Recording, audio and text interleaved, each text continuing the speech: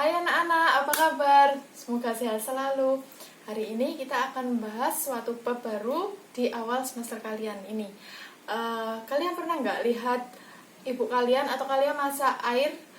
Saat air mendidih, pasti tutup yang ada di atas panci akan gerak-gerak. Kenapa bisa seperti itu? Ada yang tahu?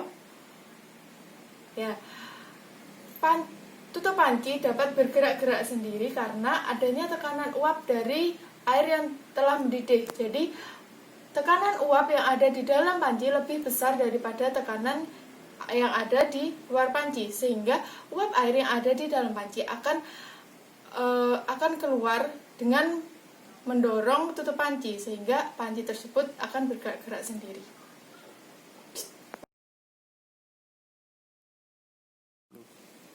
Ya, tadi kan Ibu jelaskan kalau mendidihnya itu air murni. Ini kalau air ditambahkan dengan garam.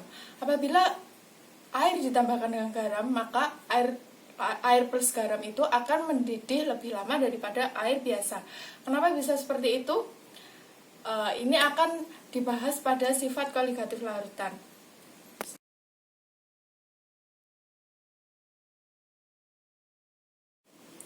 Ya, sifat koligatif larutan adalah sifat larutan yang ditentukan atau dipengaruhi oleh jumlah partikel zat terlarut. Jadi, sifat larutan ini tidak dipengaruhi oleh jenis zat terlarutnya, namun terpengaruhi oleh jumlah partikel zat terlarutnya. 0,5 gram urea apabila dilarutkan dalam air akan memiliki sifat koligatif yang sama dengan 0,5 gram glukosa yang dilarutkan dalam air. Jumlah zat terlarut ini sama, berarti memiliki sifat koligatif yang sama. Apabila suatu zat dilarutkan dalam suatu pelarut, maka akan mengalami perubahan sifat fisik pada larutan tersebut. Sifat-sifat ini nanti akan menghasilkan sifat koligatif. Ada 4 jenis sifat koligatif larutan. Yang pertama, 1. Penurunan tekanan uap atau dilambangkan dengan delta P. Yang kedua, kenaikan titik didih atau delta TB. Yang ketiga, yaitu penurunan titik beku atau delta TF. Yang keempat, yaitu tekanan osmotik atau disimbolkan dengan P. Sifat koligatif ini hanya berlaku pada zat-zat yang sukar menguap atau bahasa kerennya yaitu non-volatil. Sedangkan zat yang mudah menguap tidak memiliki sifat koligatif. Jika membicarakan tentang zat terlarut dan zat pelarut, maka erat kaitannya dengan konsentrasi larutan. Jadi, untuk menyatakan konsentrasi larutan ini nanti digunakan beberapa cara. Yang pertama yaitu persen, yang kedua part per million atau ppm, yang ketiga molaritas, yang keempat molalitas, dan yang terakhir fraksi mol. Namun, dalam sifat koligatif larutan ini erat kaitannya dengan 3 cara untuk menentukan konsentrasi larutan. Yang pertama yaitu molaritas, yang kedua molalitas, dan terakhir yaitu fraksi mol.